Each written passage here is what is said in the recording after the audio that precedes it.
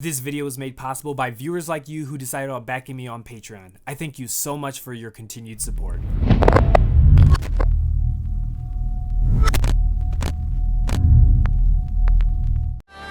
这个是时光，慢慢活过。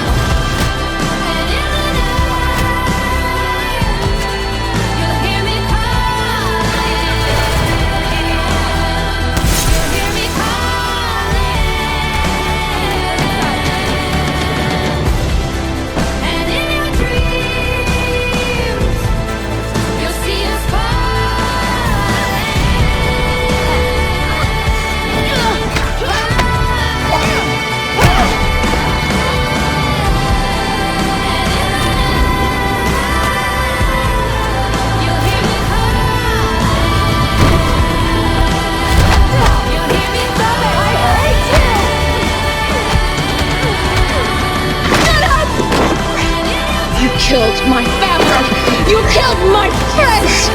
And you killed Mom.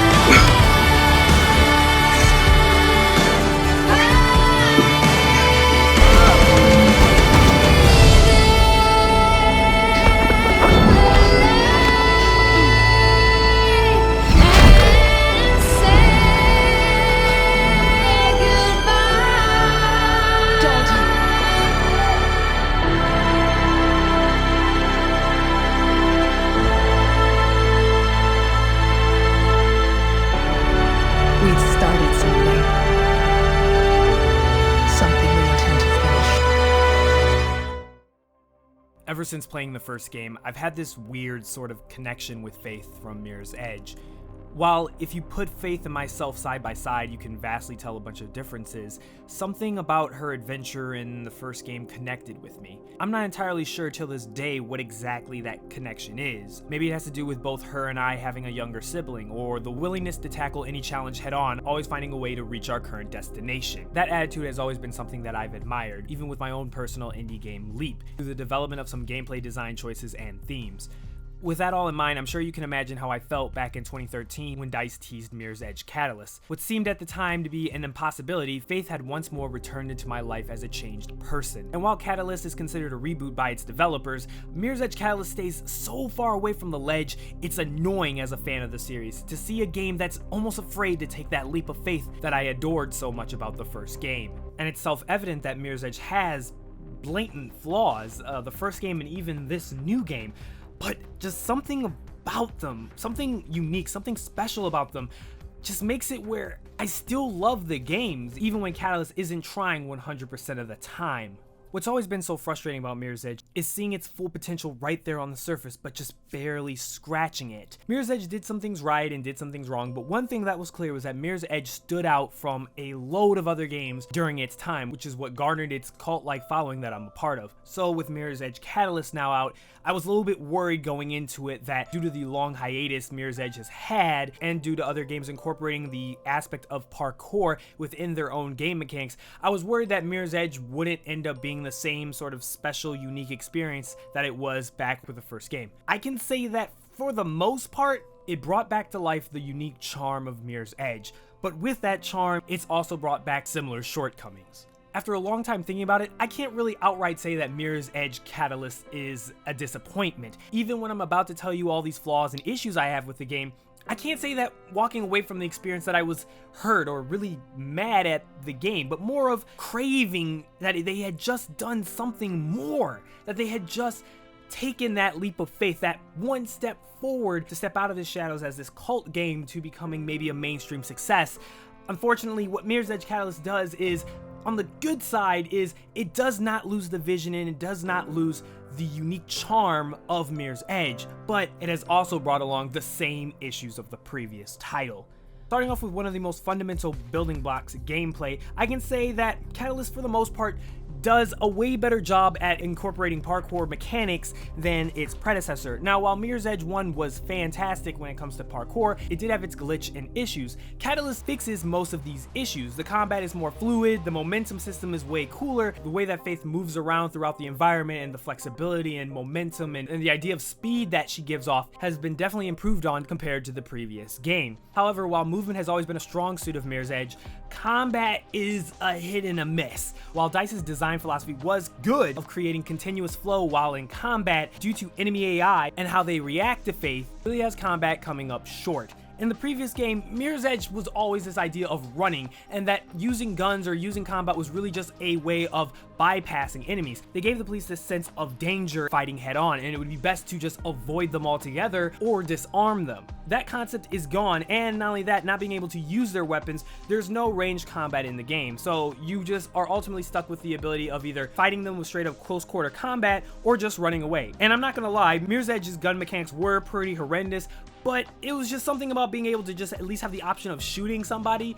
It just left more mechanics and more options in my tool belt to utilize as Faith. While they added in more movement mechanics, they've taken out quite a bit of combat mechanics, and this leads to my first big issue with Mirror's Edge Catalyst: exploitable combat. Now, I'm sure if you play this game, you've probably noticed this and have done it yourself, and I did a little bit early on, but later in the game, after I realized how easy of an exploit this was, I decided to entirely stop doing it in order to just give myself a challenge, unfortunately. And it's this idea that when you go into close combat with somebody, they give you this new ability that allows you to quick dodge. It allows Faith to dodge incoming attacks and end up in a blind spot for the enemy AI. Most of the time, the enemy AI can never, and I mean never, counter this move. You can exploit this dodge in order for you to easily take out enemies. No enemies really give you a run for your money except for hand-to-hand combat enforcers that you meet later on into the game, but even they themselves aren't that difficult and can be easily exploited. Outside of this exploit, if you decide on not using it, you can somewhat enjoy the combat. For the most part, it's very flowy, which goes with the design philosophy of Mirror's Edge. However, due to the way they set up certain enemy encounters, they kind of are hypocritical within themselves due to the fact that they set you in these arena-like areas and make you fight mobs of enemies who sometimes stand in place as if they're waiting for you to punch them right in the jaw as you move from point to point. Not only that, but I noticed when multiple enemies horde around you, they won't ever try to attack you all at once or try and finding ways of working together in order to take you out, where they have the courtesy to wait one by one to get punched and kicked in the face by Faith. And unfortunately, things get even worse when they incorporate this simplistic RPG leveling system to allow you to unlock additional combos and additional movement abilities, which you should have already had as Faith from the beginning of the game. From being able to switch 180 to just being able to roll. These things should have automatically been in the game, and why they require you to unlock them is still beyond me. It's things like this on top of other design choices that they've made that had me really questioning why were these things added into the game. And the biggest one of all these changes in Mirror's Edge Catalyst from its original is, of course, the open world. Now, I've had a ton of discussions regarding open world design with mini games. One of the biggest ones I went in depth about was Metal Gear Solid 5 and how I explained how the open world was basically dead and felt unnecessary for Metal Gear Solid.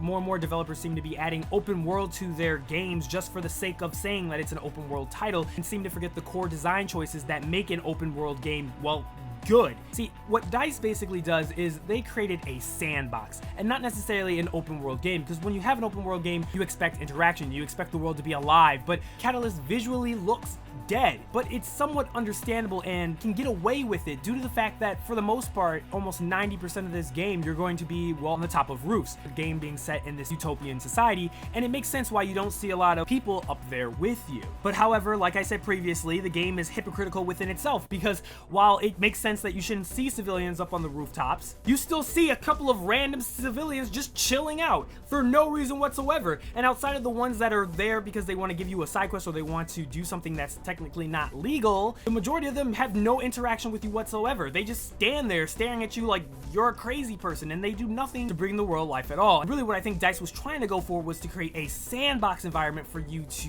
be able to traverse, but instead they got into this weird spot where they couldn't tell the difference between making a sandbox environment and making an open world game. Now, I know this sounds confusing and you might say, well, aren't they the same thing?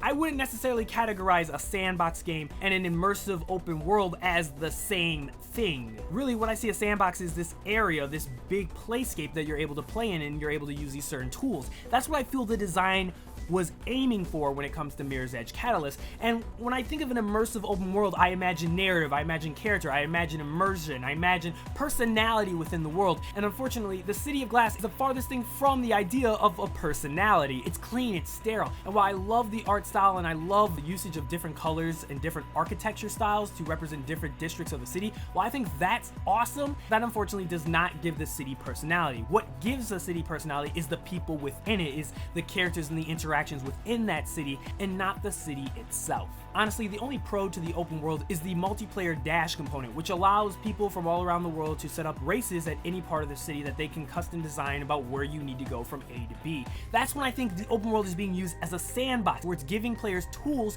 to create pretty much their own experiences and their own stories and their own narratives. But I feel like if that was what they were going for, they should have gone all the way and truly experimented with that idea of user-created content instead of incorporating this single-player campaign that reminisces so much of the original game that you could put their narratives together and there's really only one or two changes that make them any different of a story. And I understand it's a reboot and you don't want to change a lot of things from a narrative standpoint, but I'll be completely honest with you, I like the narrative more of the original Mirror's Edge than Mirror's Edge Catalyst. There were so many basic plot holes and just so many predictable plot twists that the story goes through that an 8th grader could have come up with. What starts as originally a great concept of Faith living outside of this utopia in the city, refusing to conform to pretty much this happy world where everybody's happy and everybody is living their perfect life due to the rules and the law and order set by the City of Glass. Mirror's Edge Catalyst goes down the generic corporate conspiracy theory theme that you've seen time and time again without anything new or no added twists. You can see the plot twist coming from a mile away, especially when you play the original game.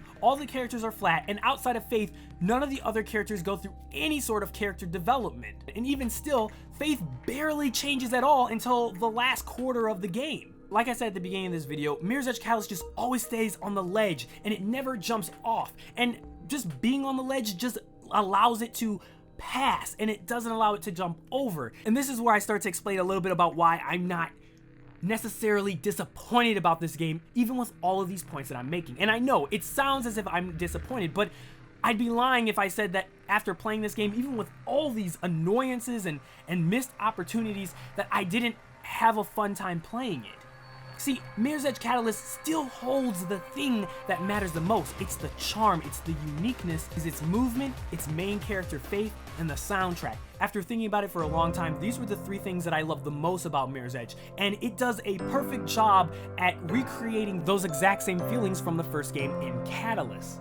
So yeah, while Mirror's Edge Catalyst has a bunch of shortcomings, it still was an enjoyable experience for me. Just having a chance to play as Faith one more time, to make those amazing jumps and leaps and combat flips. I still had that same warm feeling that I got after playing the first Mirror's Edge, watching the credits roll in Mirror's Edge Catalyst. While Mirror's Edge Catalyst doesn't stand out that much as a sequel, and because of that we may never see another third game, I'd rather this series ended keeping the one thing that I love the most about it, its identity. And that's something that I can say is rare from gaming of recent memory.